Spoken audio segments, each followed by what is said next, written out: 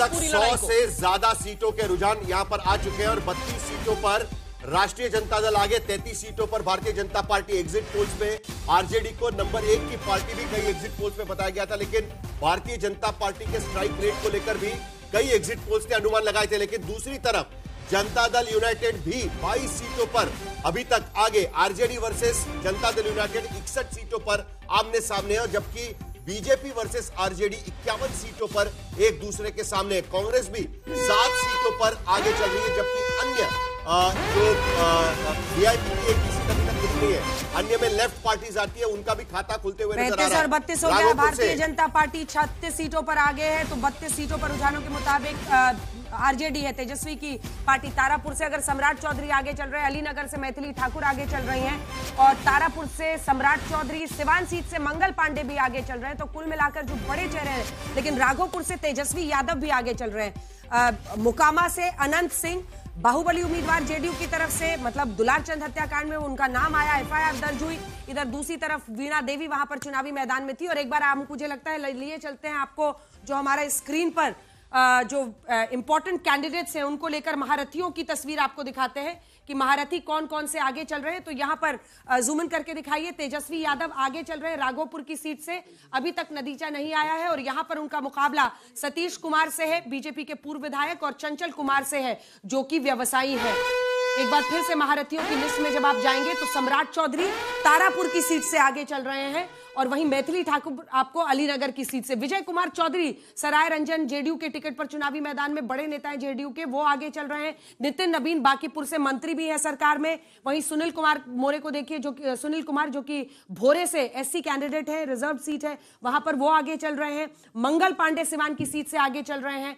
तेज प्रताप यादव महुआ seat से फिलहाल, अगर ये सही है तो पीछे चल रहे हैं, मतलब अगर कोई पीछे चलता है तो संभल के बहुत बताना पड़ता है, किसी का इमोशंस ना हर्ट हो, क्योंकि मामला बदलता रहता है। खेसारी लाल यादव आरजेडी के टिकट पर है, और खेसारी लाल यादव की सीट पर अच्छी खासी चर्चा हो रही थी, कई सारे वहां विवाद भी आए। वो फिलहाल छपरा में आगे चल रहे हैं। नालंदा से श्रवण कुमार जेडीयू के टिकट पर अभी नतीजा नहीं आया है, ये भी नहीं आया है। सुरेंद्र मेहता बछवाड़ा की सीट पर बीजेपी के टिकट पर आगे चल रहे हैं। और मुझे लगता है बाकी हमने सारे चेहरे आपको बता दिए हैं।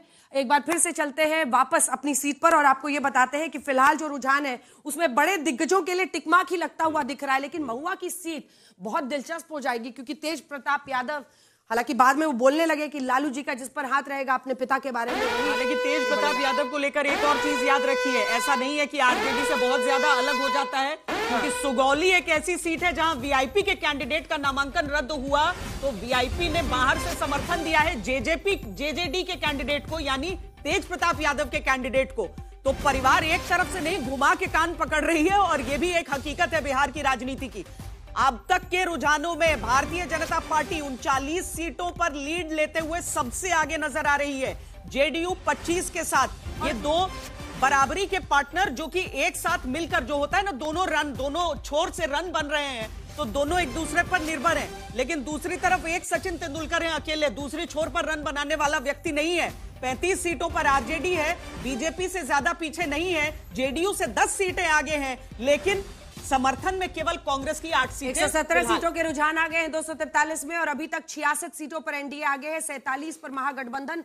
और सही कहा आपने, जैसे मतलब कांग्रेस अगर जो सेकंड बैट्समैन जो उनका है, अगर वो बहुत अच्छी परफॉर्मेंस नहीं करता है तो पुल डाउन कर सकता है वो।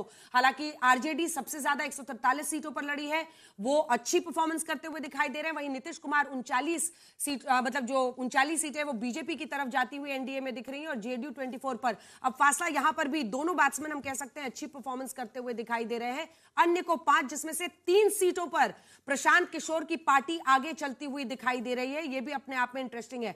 फासला और कम हो गया है बीजेपी और आरजेडी के बीच में। देखिए एक बार फिर नंबर वो दिखा देते हैं हम कि किस तरीके से पार्टी वाइज किस तरीके से काम कर रहे हैं। आरजेडी फिलहाल दूसरे नंबर पर यहां पर नजर आ रहा है, और अगर हमारे कंप्यूटर बाबा आपको दिखा दे तो उसमें पता चल जाएगा कि पार्टीवार किस तरीके की स्थिति फिलहाल बिहार में उभर रही है। एनडीए 65 सीटों पर आगे, जिसमें से 40 सीटें भारतीय जनता पार्टी के खेमे में जाती हुई नजर आ रही है।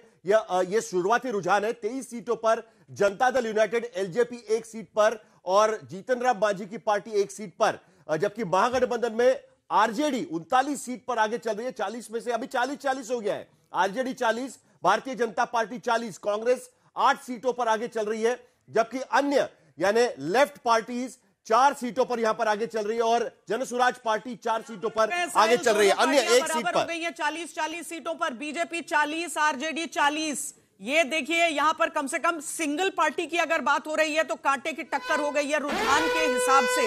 40 पर बीजेपी, 40 पर आरजेडी, 23 पर जेडीयू, लेकिन 8 पर कांग्रेस। वहां पर नंबर 2 आते ही पूरी तस्वीर बदल जाती है। 124 सीटों का रुझान इस समय हमारे सामने है।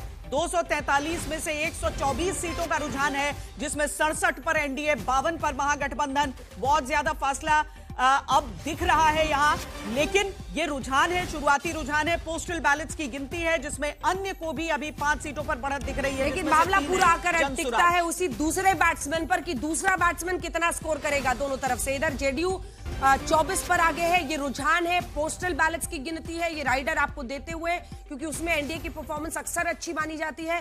वहीं दूसरी तरफ अगर आप देखिए 40-40 पर टाई होता हुआ बीजेपी आरजेडी दिख रहा है, तो 8 पर सिर्फ कांग्रेस। सेकंड बैट्समैन कैसी परफॉर्मेंस करता है इस पर निर्भर करेगा, लेकिन ये बाजी अभी पलट सकती है, नंबर्स बदल सकते हैं। लेकिन फिलहाल शुरुआती रुझान और 3 सीटें जाती हुई दिख रही है जनसुराज की पार्टी की तरफ, तो 1 सीट एआईएमआईएम में रुझान में आगे है। तो ये भी बता रहा है कि जो अन्य मैदान में कूदे हैं उनमें क्या कुछ होता हुआ दिखाई दे रहा है। ये पूरा आपको बीच में जो ग्राफिक्स इस वक्त दिख रहा है वो 68 सीटों पर एनडीए आगे है।